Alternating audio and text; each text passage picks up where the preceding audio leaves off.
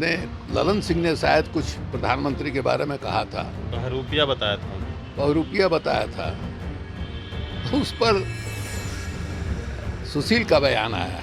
अच्छा, बहुरूपिया कोई कहता है, इसमें क्या ऐतराज है? बहुरूपिया का क्या मतलब होता है?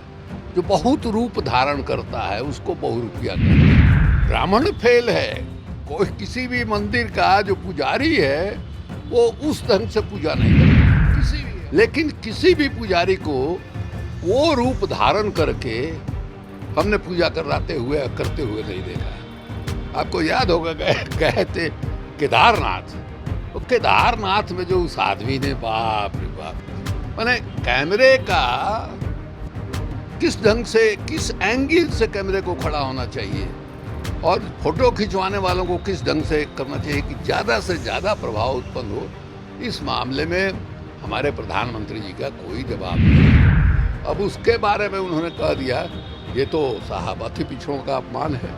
अरे भाई, अति पिछड़ों के बारे में ललन सिंह ने नहीं कहा, तो प्रधानमंत्री के बारे में कहा। अब प्रधानमंत्री को सिर्फ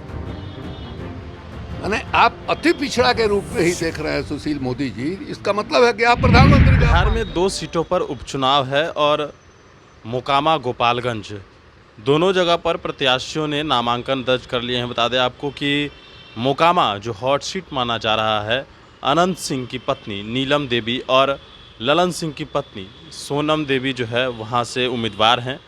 कहा जा रहा है कि इस बार अनंत सिंह धाराशाही हो जाएंगे।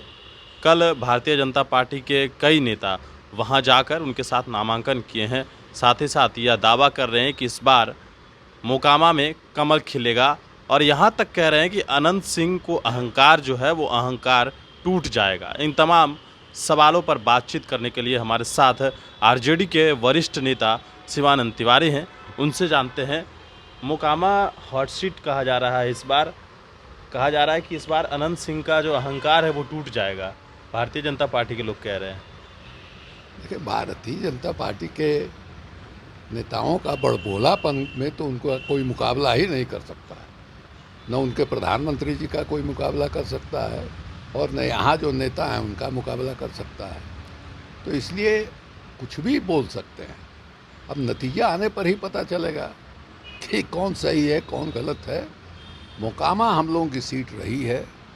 अनंत सिंह हमारे पार्टी के विधायक रहे हैं, उनको सजा हो गई, सबको मालूम है। उनके बदले में उनकी पत्नी जो है चुनाव लड़ रही हैं। हमको कहीं से एक नया पैसे का भी संदेह नहीं है कि मोकामा हम लोग नहीं जीतेंगे। मोकामा हम लोगों को जीतना ही है। गोपालगंज का जहाँ तक सवाल है, गोपालगंज भारतीय जनता पार्टी की सीट रही है। वहाँ उन्होंने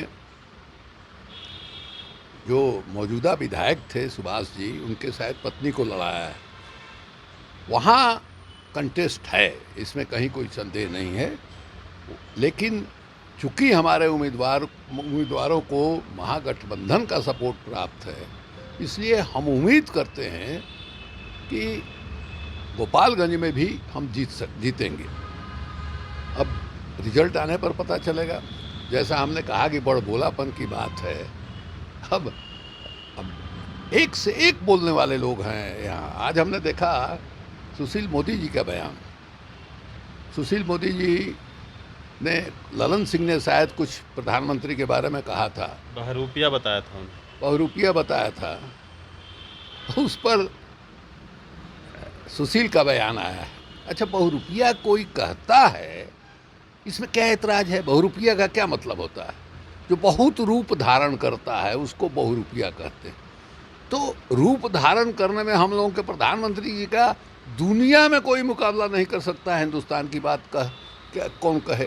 वैसी हालत में अगर कोई उनको बहुरूपिया कहता है, अभी एक जगह पूजा करते हुए दिखाई दिए। अरे वाह वाह, माने ब्राह्मण फेल है, कोई किसी भी मंदिर का जो पुजारी है वो उस ढंग से पूजा नहीं करता है, किसी भी। हम खुद पूजा पाठ में यकीन करने वाले नहीं हैं, लेकिन कई तीर्थ स्थानों पर गए हैं। हम सोमनाथ भी गए हैं। हम जो है क्या नाम है ये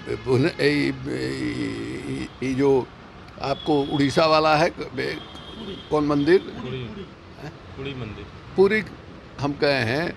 हम जहाँ के कलाम साहब थे वहाँ गए हैं।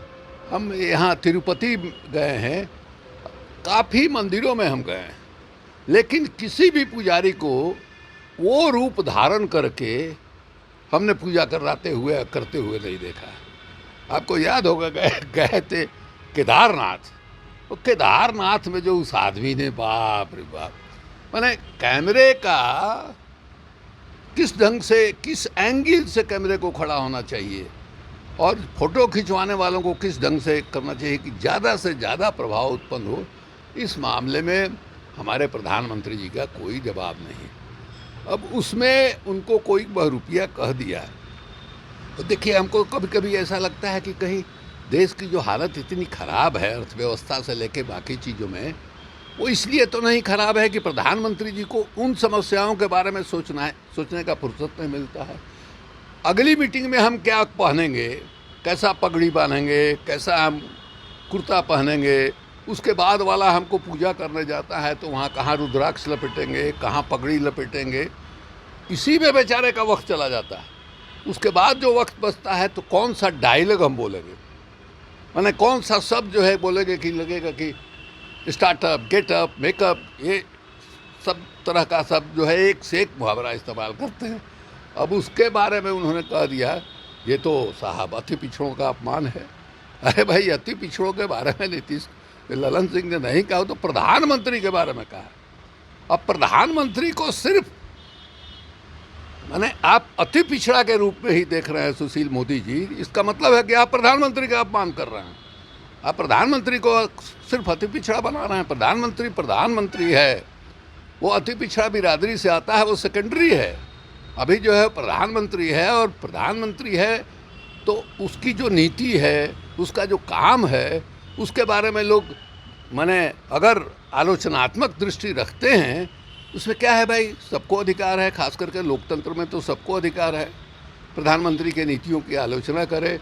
प्रधानमंत्री की नीतियों से ही देश को उभरना है, नीचे जाना है। अब देखिए, प्रधानमंत्री जी जब 2014-2013 में अभियान चला रहे थे, मनमोहन सिंह क्या नाम है प्रधानमंत्री थे, कितना गरियाते थे मनमोहन सिंह को। अब कोई कहे कि अल्पसंख्यक है सिख, उसका अपमान कर रहे हैं मंत्री जी। अरे, वो अल्पसंख्यक के अपमान नहीं कर रहे थे। जब मनमोहन सिंह पर हमला कर रहे थे, वो प्रधानमंत्री की बात कर रहे थे और ये कह रहे थे कि जब उस समय 64 रुपया 65 रुपया $1 की कीमत थी, तो कह रहे थे कि डॉलर कमज़ोर होता है कब, जब प्रधानमंत्री कमज़ोर होता है। और अभी जो है डॉलर 82 रुपये से पार चला गया और प्रधानमंत्री जी कुछ बोल भी नहीं रहे हैं। क्यों जा रहा है, इसको कैसे रोकेंगे, या चिंता मत कीजिए ऐसे रास्ता निकलेगा, वैसे रास्ता, एक शब्द नहीं बोल रहा। तो ये हालत है, जो मूल समस्या है देश की, उसके बारे में ये आदमी कभी बोलता ही नहीं है, कभी नहीं बोला।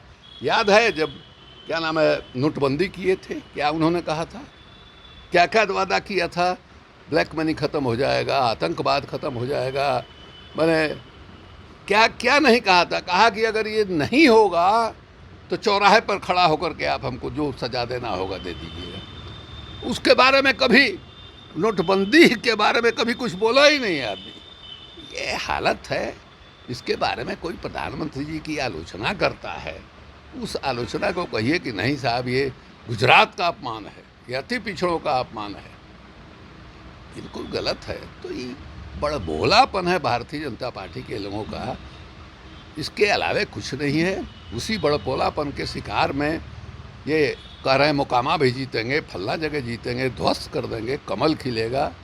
अब ये रिजल्ट के बाद पता चलेगा कि माने कमल खिलता है या लालटेन जलता है।